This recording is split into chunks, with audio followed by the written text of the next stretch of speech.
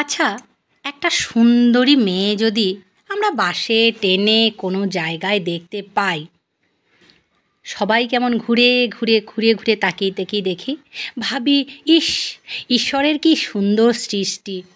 আমরা মেয়েরা যদি এতবার ঘুরে ঘুরে দেখছি, তাহলে ছেলে মানুষরা কি করবে? তারপরে মনে মনে করি, ভারী তো রূপের দেমাক, এর থেকে অমুক মেয়েকে দেখেছি আমি আরও সুন্দরী। সেই কথাই বলছি। মেয়ে যেমন করুণাময়ী, মমতাময়ী মা হয়, প্রেয়সী হয়, রমণী হয়, সেরকমই কালীর উগ্রচণ্ডার রূপ সেই মেয়ের মধ্যে থাকে। যদি কোনো মেয়ে সুন্দর সুস্থভাবে সংসার করে, তাহলে সে বাড়িটাকে স্বর্গ বানিয়ে দেবে। আর যদি তারই মনে কোনো কুচক্র চলে, তাহলে সোনার স্বর্গ নরকে পরিণত করে দেবে। আচ্ছা, এরকম কোনো সুন্দরী রূপসী এত রূপবতী মেয়ে দেখেছো কি, যে তার হাতে নিজের দাদাকে কুচি কুচি করে কেটে দিতে পারে? যদি না জানো, তাহলে আমি তোমাদের আজকে শোনাবো। আমি কণ্ঠে বৈশাখী থেকে তোমাদের স্বাগত জানাচ্ছি। শোনো আমার এই গল্প। গল্পের নাম তিরলের বালা, বিভূতিভূষণ বন্দ্যোপাধ্যায়ের লেখা। মাটির কোম্পানির ছোট্ট লাইন। গাড়ি ছাড়বার সময় উত্তীর্ণ হয়ে গিয়েছে, এখনও ছাড়বার ঘন্টা পড়েনি। এই নিয়ে গাড়ির লোকজনেদের মধ্যে নানা রকম মতামত চলছে। মশাই, বড় গেছে, নেমে যাব, প্রায় 5 মাইল, 4টে বাজে, এখনও গাড়ি ছাড়বার নামটি নেই। কখন গাড়ি ছাড়বে বলুন তো? আর একজন বলল, এদের কাণ্ডই এইরকম, আসুন না সবাই মিলে একটু কাগজে লেখালেখি করি। সেদিন বড় গেছে স্টেশনে 2টো ট্রেনের লোক, একটা ট্রেনে পুরলে মশাই, দাঁড়াবার পর্যন্ত কোনো জায়গা নেই, তাও কদমতলায় 1 ঘন্টা লেট। আর একটা ভক্তি বললেন, ওই অফিসের সময়টুকুই একটু সময়ে চলে, তারপরেই সব গাড়ি সমান দশা। আহ, কি ভুলই যে করেছি মশাই, এই লাইনে বাড়ি করে রিটায়ার করলাম, কলকাতায় বাড়ি করি। কোথায় আমি বাড়ি করি ভাবছি। আমার শ্বশুর বললেন তার গ্রামে বাড়ি করতে। সে কোথায় মশাই? এই তো প্রসাদপুর। সেখানে প্রসাদপুরে ঠাকুর আছেন না, মেয়েদের ছেলেপুলে না হলে মাদুলি নিয়ে আসে। হাওড়া ময়দান থেকে 25 মাইল, বেশি নয়। ভাবলাম কলকাতার কাছে, সস্তা গন্ডায় হবে। পাড়া গাঁ, জায়গা হচ্ছে শ্বশুরবাড়ি, জায়গাতে শ্বশুরবাড়ি রয়েছে।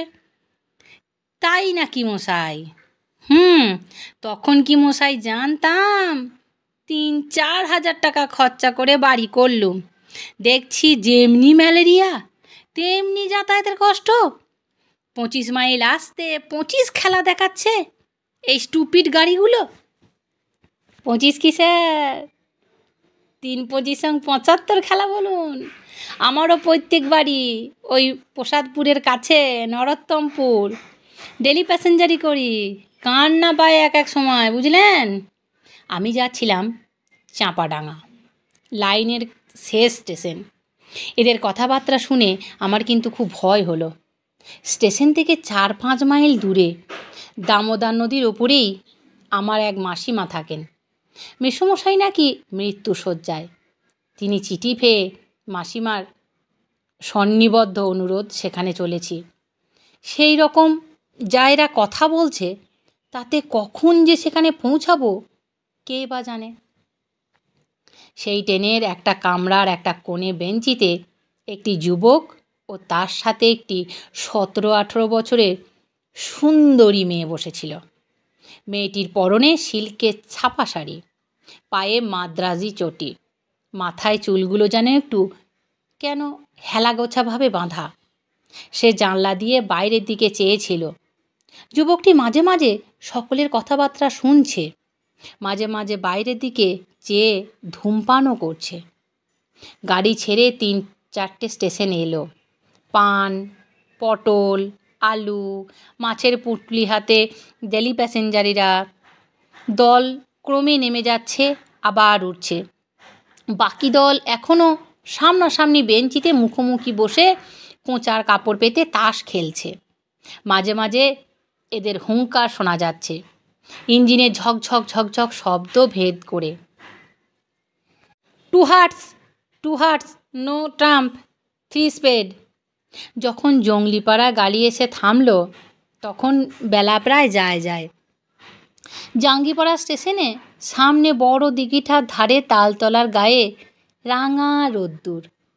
শেষ ডেলি প্যাসেঞ্জারটি জাঙ্গিপাড়ায় নেমে যাওয়াতে গাড়িটা একেবারে খালি হয়ে গেল। একেবারে খালি ঠিক নয়, কারণ রইলাম কেবল আমি। কোণের বেঞ্চির দিকে চেয়ে দেখি সেই যুবক আর তার সঙ্গিনী মেয়েটিও রয়েছে। এতক্ষণ ডেলি প্যাসেঞ্জারের গল্পগুজব শুনতে শুনতে আসছিলাম, বেশ লাগছিল। এখন তারা সবাই নেমে গিয়েছে, আমি প্রায় একাই রয়েছি।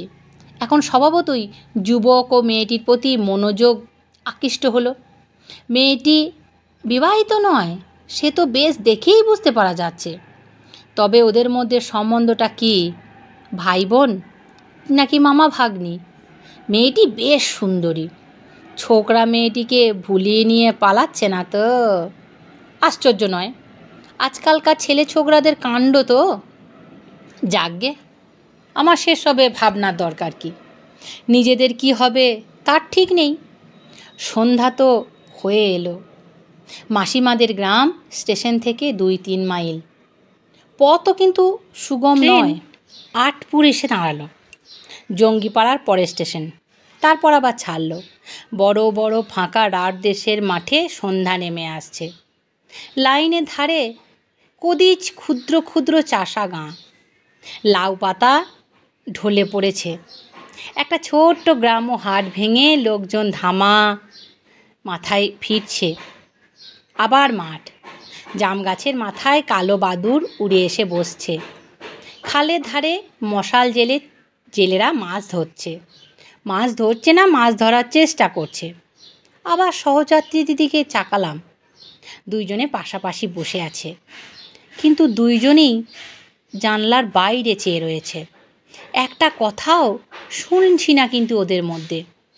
ছেলেটা মেয়েটাকে নিয়ে পালাতে পালাতে দুজনের মধ্যে ঝগড়া হয়েছে নাকি? বেশ সুন্দর চেহারা দুইজনেরই। না, মামা ভাগ্নি বা ভাই বোন নয়, নিয়ে পালানোটাই ঠিক। কিন্তু এদিকে কোথায় যাবে ওরা? মার্টিন কোম্পানির ছোট্ট লাইন তো আর দুটো স্টেশন গিয়ে রাত দেশের অজপাড়াগায় আর দিগন্ত বিস্তৃত মাঠের মধ্যে শেষ হয়েছে। এই দুটি শৌখিন পোশাক পরা তরুণ তরুণীর পক্ষে সে অঞ্চলে নিতান্তই বেখাপ্পা এবং অনুপযোগী। যাকগে যাক, আমার কেন এত ভাবনা? পিয়াসারা স্টেশনের সিগন্যালের সবুজ আলো দেখা দিয়েছে। সামনে ভয়ানক অন্ধকার রাত্রি। নিতান্ত দুর্ভাবনায় পড়ে গেলাম। রাত দেশের মাঠের উপর দিয়ে রাস্তা, সঙ্গে ব্যাকে কিছু টাকা কড়িও রয়েছে। শুনেছি হুগলি জেলার এদিকে চুরি ডাকাতি নাকি অত্যন্ত বেশি হয়। মেসোমশাইয়ের চিকিৎসার জন্য মাসিমা কিছু টাকার দরকার বলে লিখেছিলেন, মাই টাকা দিয়েছেন। ধনে প্রাণে না মারা যদি পড়ি শেষকালে, তাহলে এই টাকার কি হবে? হঠাৎ আমার সহযাত্রী যুবকটি আমার দিকে চেয়ে বলল, চাঁপাডাঙ্গা স্টেশন থেকে নদীটা কত দূরে বলতে পারেন স্যার? নদী প্রায় 8 মাইল, আমি বললাম। সে আবার জিজ্ঞাসা করলো, নৌকা পাওয়া যায় খেয়ায়? এখন নদীতে জল কম, নৌকাও বোধহয় আছে, আমি বললাম। যুবকটি আর কোনো কথা না বলে আবার বাইরের দিকে চেয়ে রইল। আমার অত্যন্ত কৌতূহল হলো, একবার জিজ্ঞাসা করে দেখি না ওরা কোথায় যাবে। কিন্তু ওদের দিক থেকে কথাবার্তার ভরসা না পেয়ে আমি চুপ করে রইলাম। পিয়াসারা স্টেশনে এসে গাড়ি দাঁড়ালো। বিশেষ কেউ নামলো উঠলো না, ছোট স্টেশন। যুবকটি আমায় জিজ্ঞাসা করলো, আচ্ছা স্যার, ওপারে গাড়ি পাওয়া যায়? আমি ওর দিকে চেয়ে বললাম, কি গাড়ি? কি গাড়ির কথা বলছেন? এই যে কোনো গাড়ি, মোটর বাস কিংবা কোনো ঘোড়ার গাড়ি। মনে মনে ভাবলাম, লোকটা বলে কি, এই অজ পাড়াগাঁয়ে এদের জন্য মোটরের বন্দোবস্ত করে রাখবে? কিছু বুঝতে পারলাম না। বললাম, না মশাই, যতদূর জানি ও সব পাবেন না সেখানে। পাড়াগাঁ জায়গা, রাস্তাঘাটই তো নেই। এবার ওদের গন্তব্যস্থান সম্বন্ধে আমার কৌতূহল অতি কষ্টে চেপে গেলাম। কিন্তু যুবকটি পর মুহূর্তে আমার সেই কৌতূহল মেটাবার পথ সে বলে দিল। জিজ্ঞাসা করলে, এখান থেকে তিরোল কত দূর জানেন স্যার? আশ্চর্য, অত্যন্ত আশ্চর্য হয়ে ওর মুখের দিকে চাইলাম। তিরোল যাবে নাকি? সে তো অনেক দূর বলেই শুনেছি। আমিও এদেশে প্রায় নতুন, ঠিক বলতে পারবো না, তবে 5-6 ক্রোশের কম তো নয়। যুবকের মুখে উদ্বেগ ও চিন্তা রেখা ফুটে উঠল। আমার দিকে একটু এগিয়ে এসে বললে, যদি কিছু না মনে করেন স্যার, একটা কথা বলবো। তবে ইলোপমেন্টই হবে, যা আন্দাজ করেছিলাম ঠিক তাই। কিন্তু তিরোল কেন? সেখানে তো লোকে যায় অন্য উদ্দেশ্যে। বললুম, হ্যাঁ। বলুন না, বলুন। যুবকটি মেয়েটির দিকে আঙুল দেখিয়ে গলার সুর নামিয়ে বলল, ওকেই নিয়ে যাচ্ছি স্যার, পাগলা কালীর বালা আনতে, ওরই জন্য। আমার বোন, কাল আমাবস্যা আছে, কাল বালা পড়ার নিয়ম। বাধা দিয়ে বললাম, মেয়েটি কি? চুপ করে আছে এখন প্রায় 2 মাস, কিন্তু যখন ক্ষেপে ওঠে তখন ভীষণ হয়ে ওঠে। সামনে রাখা কিন্তু খুব কঠিন, সামলে রাখা ভয়ঙ্কর হয়ে পড়ে। এত রাগ যে হবে আমরা বুঝতেই পারিনি। সবাই বলেছিল স্টেশন থেকে বেশি দূর নয়। আমি বললাম, আপনারা আসছেন কোথা থেকে? অনেক দূর থেকে স্যার, ধানবাদের কাছে সয়ালডি কলিয়ারি। ওদিকে খবর কিছুই জানেন? লোক যেমন বলেছে তেমনিই শুনেছি। কি করি এখন? এই মেয়ে সঙ্গে, বিদেশ ভিবুই জায়গা, বড় বিপদে পড়ে গেলাম যে। চুপ করে ব্যাপারটা বোঝবার চেষ্টা করলাম। ছোকরা বিপদে পড়ে গিয়েছে বেশ। ওর কথা শোনার পর থেকে মেয়েটির দিকে চেয়ে দেখছি। চমৎকার দেখতে মেয়েটি, ধপধপে ফর্সা রং, বড় বড় চোখ, ঠোঁটের 2টি প্রান্ত উপর দিকে কেমন একটু বাঁকানো, তাতে মুখশ্রী আরও কি সুন্দর যে দেখাচ্ছে। এমন সুন্দরী মেয়ে নিয়ে এই বিদেশে রাত্রিকালে মাঠের মধ্য দিয়ে 5-6 ক্রোশ রাস্তা গাড়ি ভাড়া করে গেলেও বিপদ কাটলো বলে মনে করার কোনো কারণ কিন্তু নেই। এক হচ্ছে চাঁপাডাঙ্গাতে কোথায় থাকা হয়, কিন্তু পাড়াগাঁয়ে অপরিচিত লোকেদের, বিশেষ করে যখন শুনবে যে মেয়েটি পাগল, তখন ওদের রাতে আশ্রয় দেবার মতো উদারতা খুব কমই মানুষ রয়েছে। যুবকটি বলল, চাঁপাডাঙ্গাতে কোনো লোকের বাড়ি আশ্রয় নেব রাতে, বুঝলেন? তার চেষ্টা আমি দেখব করে। না স্যার, ওকে অপরিচিত লোকের বাড়িতে রাখতে পারবো না, তাহলেই ওর মেজাজ খারাপ হয়ে উঠবে। আমি ছাড়া আর কারো কাছে খাবে না পর্যন্ত। যে কোনো তুচ্ছ ব্যাপারে ও ভীষণ ক্ষেপে উঠতে পারে। সে ভরসা করি নে স্যার। ওর যে মূর্তি দেখলে আমি ওর দাদা, আমি পর্যন্ত দস্তুর মতো ভয় পাই। সে না দেখাই ভালো। অন্য কোনো মানুষ হয়ে যায় সেই সময় একেবারে। চাঁপাডাঙ্গা স্টেশনে এসে গাড়ি দাঁড়ালো। রাত্রির অন্ধকার এখনও ঘন হয়ে নামেনি, তবে কৃষ্ণা চতুর্দশী রাত্রি, অনুমান করা যায় কী ধরনের হবে আর একটু পরে। চাঁপাডাঙ্গা স্টেশনের কাছে লোকের বাড়িঘর বেশি নেই, খান কতক বিচুলি ছাওয়া ঘর। অধিকাংশ পান বিড়ি, মুড়ি মুড়কি কিংবা মুদির দোকান, একটা সাইকেল সারানোর দোকান, একটা হোমিওপ্যাথি ডাক্তারখানা, ডাক্তারখানার এক পাশে স্থানীয় ডাকঘর, একটা পুকুর, পুকুরের ওপরে 2-1খানা চাষাভুষো লোকের ঘর। আমরা টিকিট দিয়ে সবাই স্টেশনের বাইরে এলাম। সামনেই 2-3খানা ছাওয়ালা গরুর গাড়ি দেখে আমার দুর্ভাবনা অনেকটা কমে গেল। কিন্তু যখন তাদের জিজ্ঞাসা করে জানলাম নদীর ধার পর্যন্ত তারা যায়, নদী পার হবার উপায় নেই গরুর গাড়ির, তখন আমি আমার সঙ্গীটিকে বললুম, কি করবেন? নয়তো স্টেশনেই থাকবেন রাতে? ছেলেটি বলল, না স্যার, কাল অমাবস্যা, আমার তিরোল পৌঁছতেই হবে কাল। এখানে থাকলে কাজ আমার হবে না। আপনি আর একটু কষ্ট করুন না স্যার, আমার সঙ্গে একটু চলুন না। আপনাকে যখন পেয়েছি আমি ছাড়তে পারবো না। আপনি না দেখলে কোথায় যাই বলুন? আমি পড়ে গেলাম বড় বিপদে। ওদিকে মেসোমশাইয়ের অসুখ, সেখানে পয়সা কড়ি নিয়ে যত শিগগিরই পৌঁছানো দরকার। এইদিকেও বিপন্ন যুবক ও তার বিকৃত মস্তিষ্ক তরুণী যে ভগিনী, ছেড়েই বা এদের দিই কী করে এই অন্ধকার রাতে? তা হয় না, সঙ্গে যেতেই হবে। মেসোমশাইয়ের অদৃষ্টে যা আছে তাই ঘটুক। গরুর গাড়ির গাড়োয়ানেরা কিন্তু ভরসা দিল। তিরোলের বাঁধা রাস্তা, নদী পেরিয়ে গাড়ি পাওয়া যায়, পালকি পাওয়া যায়, একটু খোঁজ করলেই। হরদম লোক যাচ্ছে সেখানে, ভয়ভীতি কিচ্ছু নেই। নদীর খেয়া থেকে বড়জোর 2 ঘন্টার রাস্তা।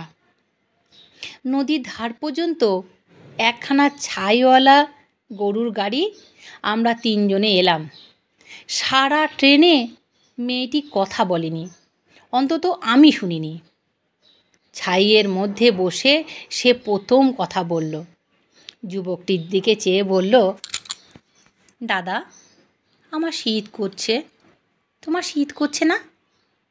সুন্দর গলার স্বর, যেন সেতারে ঝংকার দিয়ে উঠল। আমি সহানুভূতির চোখে মেয়েটির দিকে চাইলাম। আহা, এমন সুন্দরী মেয়ে কি অদৃষ্ট নিয়েই না জন্মেছে। বললাম, শীত করতে পারে, নদীর হাওয়া বইছে, সঙ্গে কিছু আছে গায়ে দেবার? যুবকটি বললে, না, গায়ে দেবার কিছু ধরুন এই বৈশাখ মাসে তো আসেনি। বিছানা চাদরখানা পেতে গাড়িতে বসেছিলাম, ওখানা গায়ে দে। মেয়েটি আবার বললে, কি নদী দাদা? বেশ স্বাভাবিক সুরে সহজ ধরনের কথাবার্তা। আমিই বললাম, দামোদর। মেয়েটি এবার আমার মুখের দিকে ফিরে বলল, বল্লভপুরে যে দামোদর? আমি জানি, খুব বড় নদী না দাদা, ছেলেবেলায় দেখেছি। যুবকটি আমায় বলল, দামোদরের ধারে বল্লভপুর বলে গ্রাম, বর্ধমানের জেলা, যেখানে আমার মাসির বাড়ি কিনা। পূর্ণিমা মানে আমার এই বোন সেখানে 2 বার গিয়েছিল ছেলেবেলায়। তারপর খেয়াই নদী পার হবার সময় পূর্ণিমাও দাদাকে বলল, ভয় করছে দাদা, ডুবে যাব না তো? ও দাদা, নৌকা দুলছে যে। দাদা বলল, ডুবে যাবে কেন? চুপ করে ধরে বসো, দুলছে তাই কি হয়েছে? ওপারে গিয়ে আমরা দেখি গাড়ি ঘোড়া তো দূরের কথা, একটা মানুষ পর্যন্ত নেই।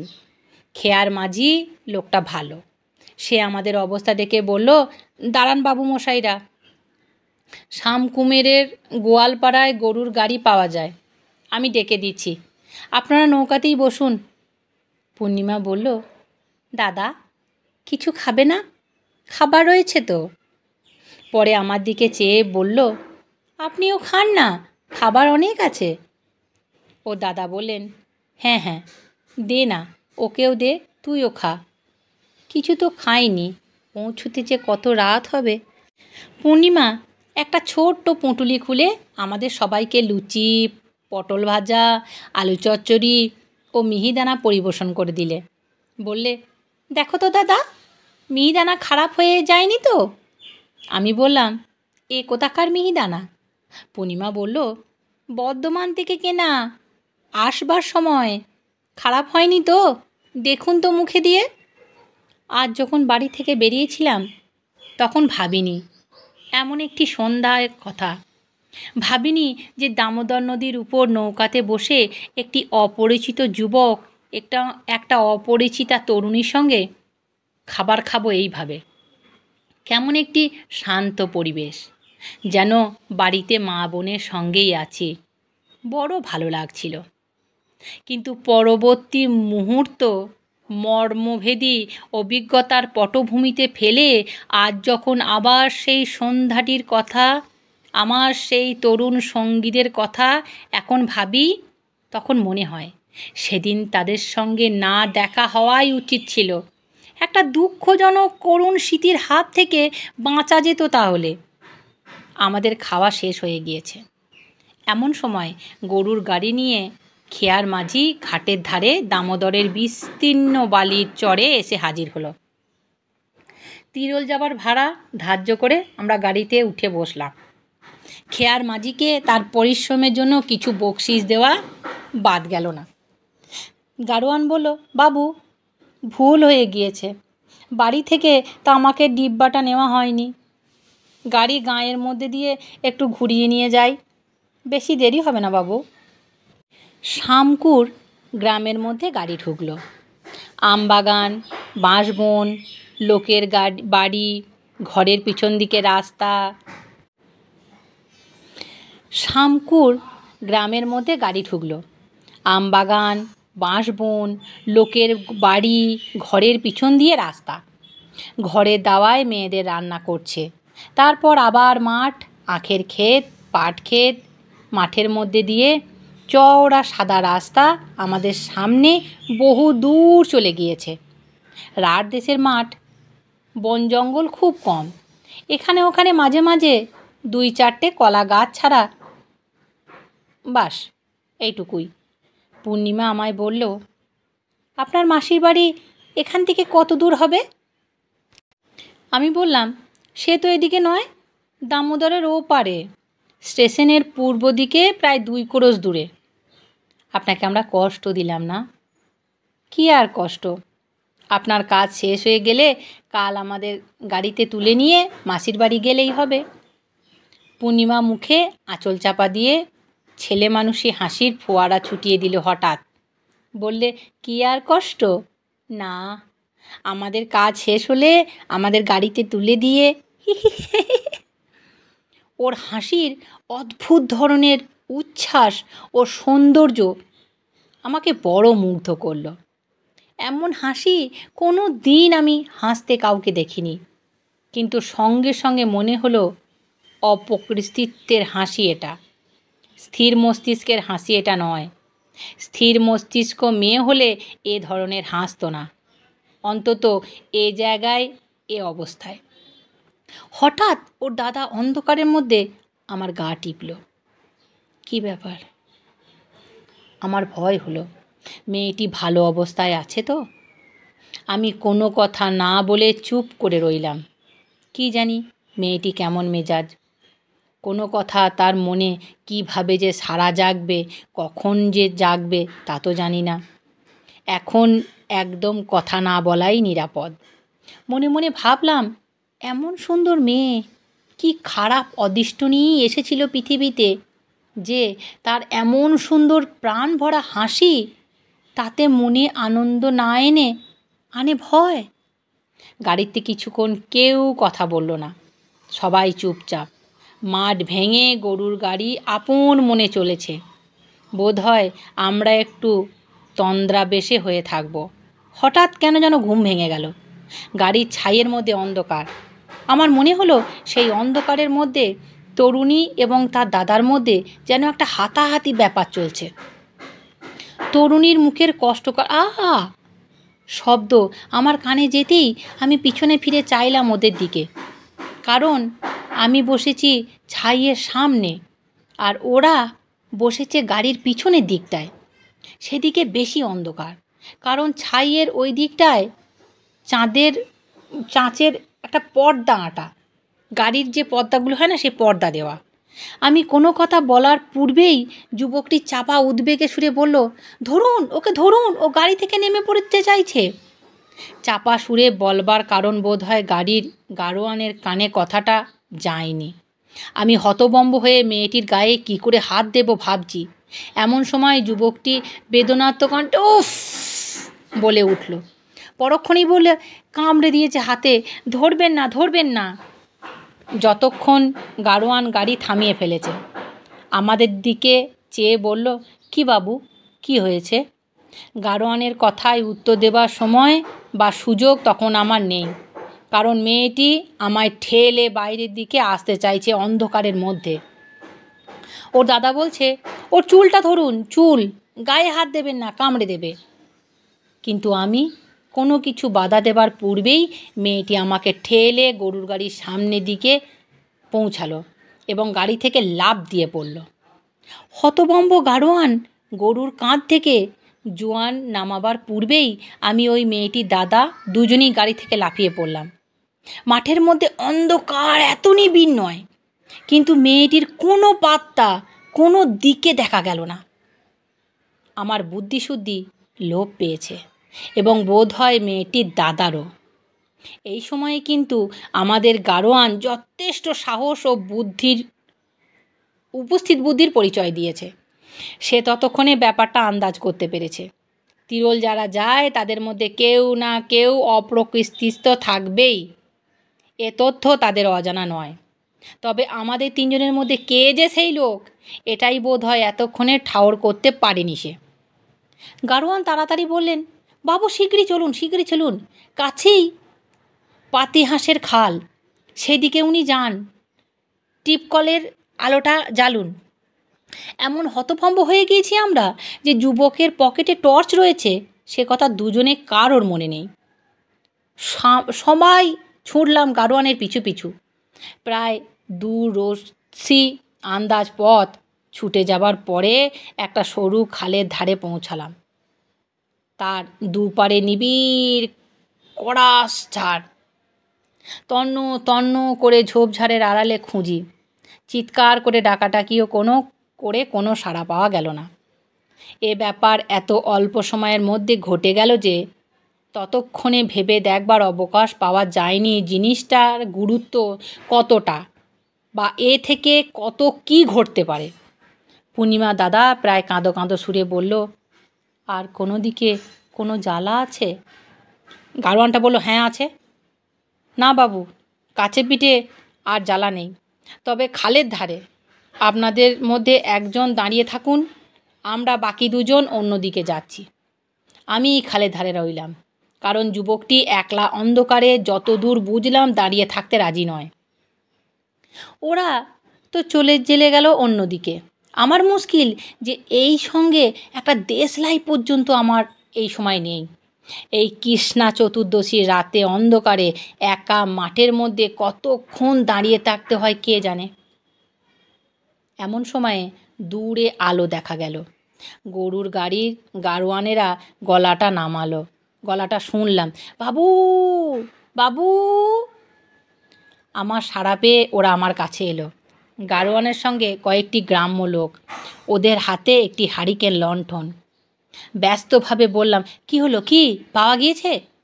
যার হাতে লণ্ঠন ছিল সেই লোকটা বললে, চলুন বাবু, সব রয়েছেন তেনারা আমার বাড়িতে বসে। আমি বাবু গোয়াল ঘরে গরুদের জাপ কেটে দিতে ঢুকেছিলাম সন্ধ্যের একটু পরেই। দেখি গোয়াল ঘরের এক পাশে একটি পরমা সুন্দরী স্ত্রীলোক। তখন আমি তো চমকে গেছি বাবু, এ কি! তারপর বাড়ির লোক এসে পড়ল। তারপর ওনারা গিয়ে পড়লেন, তাদের আমরা বাড়িতে বসিয়ে আপনার খোঁজে বেরুলাম। অন্ধকারের মধ্যে ভদ্রলোকের ছেলে, এ কি কষ্ট বলুন দেখি। চলুন গরিবের বাড়ি চলুন, দুটো ভাত ডাল রান্না করে খাবেন। দিদি ঠাকুরনের মাথাটা ভালো যদি হতো তো একটু। দিদিমণি একেবারে লক্ষ্মী পিতিমে গো, আমাদের বাড়িতে তার পায়ের ধুলো পড়েছে। আপনারা সবাই ব্রাহ্মণ শুনলাম, কতকালের ভাগ্যি আমাদের। দুটো ভাত সেবা করে আজ রাতে শুয়ে থাকুন, কাল ভোরে আমার গাড়িতে তিরোল পৌঁছে দেব আপনাদের। এমনও হয়। গ্রামের মধ্যে লোকটার বাড়ি গিয়ে পৌঁছালাম। বাড়িটার কথা এখানে একটু ভালো করে বর্ণনা করা দরকার, কারণ এর পরবর্তী ঘটনার সঙ্গে এই বাড়িটার অতি ঘনিষ্ঠ সম্বন্ধ। একবার ভাবি, সে রাতে যদি সেখানে থাকবার প্রস্তাবে রাজি না হয়ে ওদের নিয়ে সোজাসুজি তিরোল চলে যেতুম। আসলে নিয়তি যাকে যেখানে টানে সেটাই হয়। তিরোল গেয়েই কি নিয়তির হাত থেকে উদ্ধার পাওয়া যেত? ভুল। বাড়িটা ও দেশের চলন মতো মাটির দেওয়াল, বিচুলিতে ছাওয়া, বাইরে বেশ বড় একখানা বৈঠকখানা, আর তার দুটি কামরা, মাটির দেওয়ালের ব্যবধান, সামনে খুব বড় মাটির দাওয়া, তার সামনে উঠান, উঠানের পশ্চিম ধারে ছোট্ট একটা ঘাট বাঁধানো পুকুর। বৈঠকখানা দুটো কামরার মধ্যে সেটা ছোট, সেটার পেছনের দোর খুলে কিংবা বাইরের উঠানে আসা যায় না, সেটি অন্তঃপুরে যাতায়াতের পথ। গৃহস্বামীর নাম রসিকলাল ধারা, জাতিতে কৈবর্ত, সুতরাং তাদের রাঁধা ভাত আমাদের খাওয়া চলে না। রসিকলালের একান্ত অনুরোধ আমরা রান্না করতে রাজি হলাম। জিনিসপত্র, দুধ, শাক সবজি 6 জনের উপযোগী এসে পড়ল। আশ্চর্যের বিষয় এই যে রান্না করল পূর্ণিমা। পূর্ণিমা আবার সেই আগেকার শান্ত স্বাভাবিক মূর্তি ধরেছে। তার কথাবার্তা, রান্নার কৌশল, সহজ ব্যবহার দেখে কেউ বলতেই পারবে না কিছুক্ষণ আগে এই গাড়ি থেকে লাফ দিয়ে পালিয়েছিল সে। খেতে বসার কিছু আগে পূর্ণিমা সেখানে রাঁধছে। সেখানে উঁকি মেরে দেখি গ্রামের অনেক মেয়ে বউ ওকে দেখতে এসেছে। নানা রকম কথাবার্তা জিজ্ঞাসা করছে। বুঝলে মা পূর্ণিমার কাহিনী কি? বুঝলাম পূর্ণিমার কাহিনী গ্রামময় সব রটে গিয়েছে। রাত 11টা প্রায় বাজে। পূর্ণিমা এসে আমাদের ডেকে নিয়ে গেল খেতে। আমি বললাম, সকলের সঙ্গে আলাপ হলো পূর্ণিমা? পূর্ণিমা সলজ্জে হেসে বললেন, ওরা সব এসেছে কেন জানেন? আমায় নাকি সবাই দেখতে এসেছে। আমি বললাম, আমি ভাই আপনাদেরই মতো মেয়ে, দুখানা হাত দুখানা পা, আমায় দেখবার কি আছে? ও দাদা বলল, আর কি কথা হলো? আর কিছু না, আমাদের বাড়ি কোথায়, আমার বয়স কত, এই সবই জিজ্ঞাসা করছিল। তারপর বেশ দিব্য সহজভাবে বলল, আর বলছিল, তোমার বিয়ে হয়নি? আমি বললাম, এই বছর আমার বিয়ে দেবার কথা বলছে বাবা। বলেই সে আমাদের পাতে ডাল না কি পরিবেশন করতে আরম্ভ করলো। আমি তো অবাক।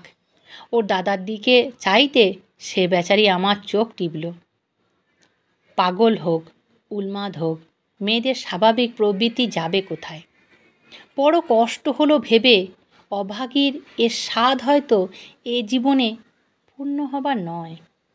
কিন্তু এই ধরনের দু একটা বেফাঁস কথা ছাড়া পূর্ণিমার অন্য সব কথাবার্তা এমনই স্বাভাবিক যে কেউ তার মধ্যে এতটুকু খুঁত ধরতে কিন্তু পারবে না। ওর গলার সুরটা ভারী মিষ্টি। খুব কম মেয়ের গলায় এমন মিষ্টি সুর আমি শুনেছি। এমন একটি সুন্দর চালচলন, নিজের দেহটা বহন করে নিয়ে বেড়ানো সুশ্রী ধরন আছে, ওকে নিতান্ত সাধারণ শ্রেণীর মেয়ে বলে কেউ ভাবতে পারবে না। বললে, আপনাকে আমরা তো বড় কষ্ট দিলুম। আমাদের সয়লাডিতে যাবেন, যাবেন কিন্তু দাদা একবার। বেশ, যাবো বই কি দিদি, এই পুজোর সময়ই যাবেন। আমাদের ওখানে দুখানা পুজো হয়, একখানা কলিয়ারির বাবুরা করে, আর একখানা বাজারে হয়। শখের থিয়েটার হয়। ওর দাদা এই সময় বলল, আর একটা জিনিস দেখবেন, সাঁওতালদের নাচ। সে একটা দেখবার জিনিস। আসুন পুজোর সময়, ভারী খুশি হব আমরা আপনি এলে। পূর্ণিমা উৎসাহের সঙ্গে বললেন, তাহলে কথা রইল কিন্তু দাদা, বোনের নেমন্তন্ন রাখতেই হবে আপনায়। এই সময় গৃহস্বামীর মেয়ে দুধ নিয়ে এসে পূর্ণিমাকে বলল, তোমাদের সকলের দুধ দিতে এলাম। পূর্ণিমা বলল, তাহলে একখানা দুধের হাতা নিয়ে এসো খুকি, ডালের হাতায় তো আর দুধ দেওয়া যাবে না। পূর্ণিমার এই সমস্ত কথাবার্তা খুঁটিনাটি আমার খুব মনে আছে, কারণ এর পরেই এই কথাগুলি মনে মনে আলোচনা করবার যথেষ্ট কারণ ঘটেছিল। আহারাদির প্রায় আধ ঘন্টা পর আমরা সবাই শুয়ে পড়লাম। পূর্ণিমা আর তার দাদার সঙ্গে বাইরের ঘরে ছোট কামরায়, আর আমি বড় কামরায়। এবার আমি নিজের কথা বলি। শরীর ও মন আমার বড় ক্লান্ত ছিল। অল্পক্ষণের মধ্যে আমি ঘুমিয়ে পড়েছিলাম, কিন্তু কতক্ষণ পরে জানি নে, এবং কেন তাও জানি নে।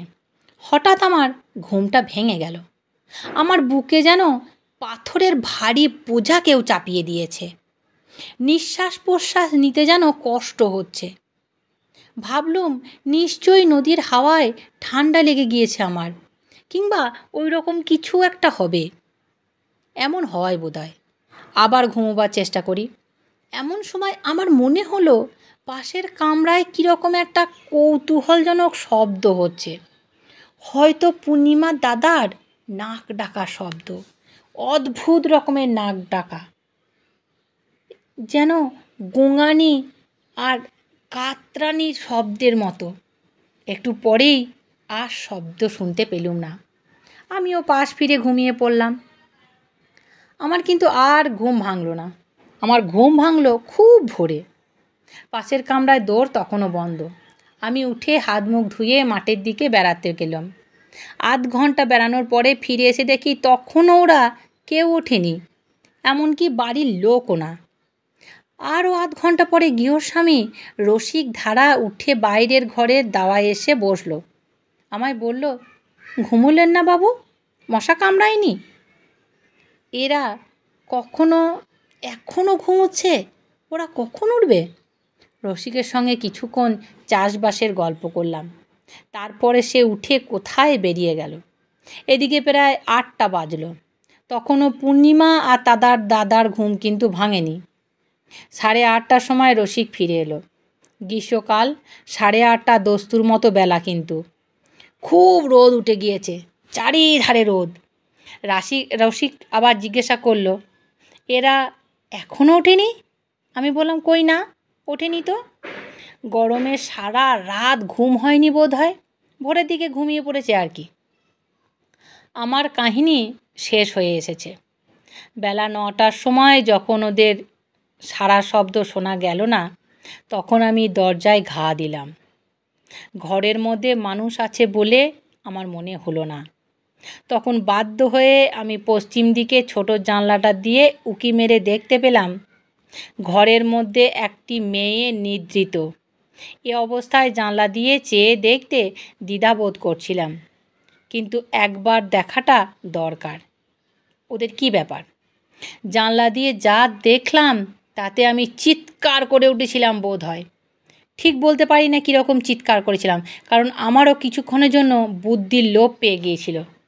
কী যে ঘটেছিল, কি না ঘটেছিল, আমার কিন্তু খেয়াল ছিল না। জানলা দিয়ে যা দেখলুম তা এই রকম। প্রথমেই আমার চোখে পড়ল, ঘরে এত রক্ত কেন? চোখে ভুল দেখলাম না কি? কিন্তু পর মুহূর্তেই আর সন্দেহের অবকাশ রইল না। ঘরে একখানা চৌকি পাতা। পূর্ণিমা দাদা চৌকির উপরকার বিছানায় উপুর হয়ে কেমন এক অস্বাভাবিক ভঙ্গিতে শুয়ে। বিছানায় রক্তে ভাসছে, মেঝেতে রক্ত গড়িয়ে গড়িয়ে পড়ছে, মেঝে রক্ত গড়িয়ে পড়ে ভেসে যাচ্ছে। আর পূর্ণিমা দেওয়ালের ধারে মেঝের উপর পড়ে আছে, জীবিত কি মৃত কিচ্ছু বুঝতে পারলাম না। একটা পাশ বালিশ চৌকির উপর থেকে যেন ছিটকে পূর্ণিমার দেহের কাছে পড়ে আছে, সেটাও রক্তমাখা। আমার চিৎকার অনেক দূর থেকে শোনা গিয়েছিল কিনা জানি না। লোকজন চারিধারে এসে পড়ল। আমার জ্ঞান ছিল না। মাথায় জল টল দিয়ে আমায় সকলে চাঙ্গা করে বসালো। 10-15 মিনিট পর এদিকে দরজা ভেঙে সকলে ঘরে ঢুকলো। তারা দেখল পূর্ণিমার দাদা গলায়, কাঁধে ও হাতে সাংঘাতিক কোপের দাগ। আগের রাতে কুডনো কাটবার জন্য একখানা বড় বঁটি গৃহস্থেরা দিয়েছিল, মানে সবজি কাটার জন্য। সেখানা রক্তমাখা অবস্থায় বিছানার ওপরে পড়ে। পূর্ণিমার শাড়ি ব্লাউজের কিন্তু খুব বেশি রক্ত নেই, কেবল শাড়ির সামনের দিকটাতে যেন ছিটকে লাগা রক্ত খানিকটা। হতভাগিনী কালকে রাতে কোনো এক সময় এই বীভৎস কাণ্ডটা ঘটিয়েছে। নিজের হাতে ভাইকে খুন করে ঘরের মেঝেতে অঘোরে নিদ্রায় কেমন ভিজাভূতা হয়ে পড়ে আছে।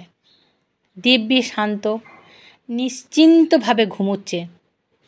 আমার যখন জ্ঞান হয়ে ঘরে ঢুকেছি তখনকার কথা বলছি।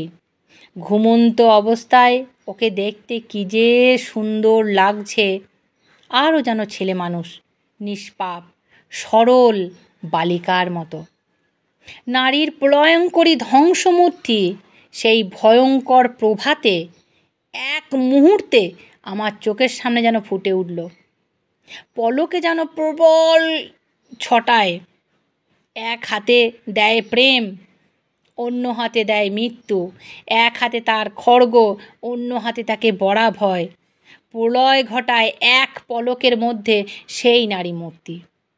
অতঃপর যা ঘটবার তাই ঘটল। পাড়ার লোক ভেঙে পড়ল। পুলিশ এলো। আমি মেয়েটির অবস্থা সম্বন্ধে যা জানি খুলে বললাম। তাদের জেরার প্রশ্ন উত্তর দিতে দিতে আমার মনে হলো হয়তোবা আমিই পূর্ণিমা দাদাকে খুন করে থাকব। ঘুমন্ত মেয়েটির পাশ থেকে ওর দাদার মৃতদেহ সরানোর ব্যবস্থা নিয়ে আমিই করে দিলাম। মৃতের সকল চিহ্ন, রক্তাক্ত বস্ত্র, বাটি, বিছানা, উন্মত্ত তার ঘুম সহজে ভাঙেনি তাই রক্ষে। দুপুর পর্যন্ত পূর্ণিমা নিরুদ্বেগে ঘুমোলো। পুলিশকেও কষ্ট করে তার ঘুম ভাঙাতে হলো। আমি ওর পাশে দাঁড়ালাম। অসহায় উন্মাদিনীর আর কে ছিল সেখানে?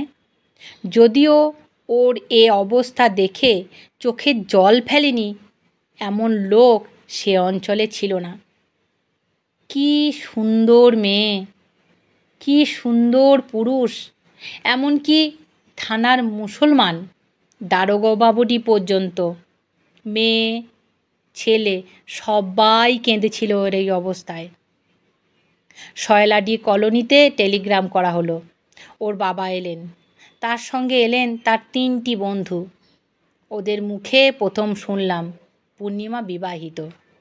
পাগল বলে স্বামী নেয় না। সে কোথায় জানে কে বিবাহিত, কোথায় আবার ভুলে যায়। কখনো মনে করে সে বিবাহিত, আবার কখনো ভুলে যায়। পূর্ণিমার মা নেই, তাও এই প্রথম শুনলাম।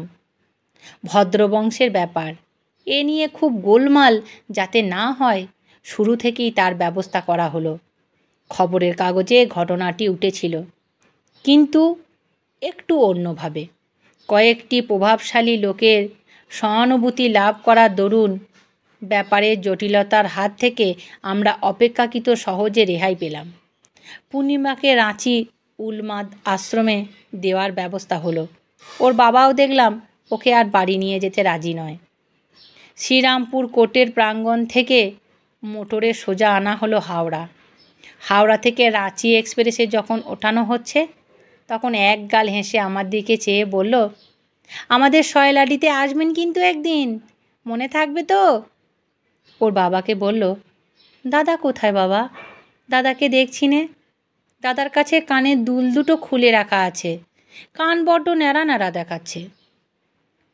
এইসব কয়েক বছর আগেকার কথা। অনেকেই বুঝতে পারবে আমি কোন ঘটনার কথা বলছি। মানুষ চলে যায়, স্মৃতি থাকে। জীবনের উপর কত চিতার ছাই ছড়ানো, সেই ছাইয়ের সূক্ষ্ম স্তরে বহু প্রিয় পরিচিত জনের পদচিহ্ন আঁকা। এই শ্যামলা পৃথিবী, রৌদ্রলোক, পরিবর্তনশীল ঋতুচক্রের আনন্দ থেকে নির্বাসিত সেই হতভাগিনীর কথা মাঝে মাঝে মনে পড়ে। তখন ভাবি সে নেই। এতদিনে রাঁচির উন্মাদ আশ্রমে অভিশপ্ত জীবনের অবসান হয়ে গেছে। ভগবান ওকে কতকাল কষ্ট দেবেন বলা বাহুল্য। এই কাহিনীর মধ্যে আমি সব কাল্পনিক নাম ধাম ব্যবহার করেছি, কারণ সহজেই অনুমেয়। আমার এই গল্প যদি তোমাদের ভালো লেগে থাকে তাহলে আমার এই চ্যানেলটিকে সাবস্ক্রাইব করো। আমি বৈশাখী, কণ্ঠে বৈশাখীদের থেকে তোমাদের এই গল্পটা শোনাচ্ছি। তোমরা আমার বন্ধু, তোমরা আমার পরিবার। তোমরা যেভাবে আমাকে কমেন্ট করে জানাচ্ছ সেইভাবে কমেন্ট করে জানিও। তোমাদের আরও অনেক সুন্দর সুন্দর গল্প আমি তোমাদের শোনাবো। ভালো থেকো, সুস্থ থেকো, নমস্কার।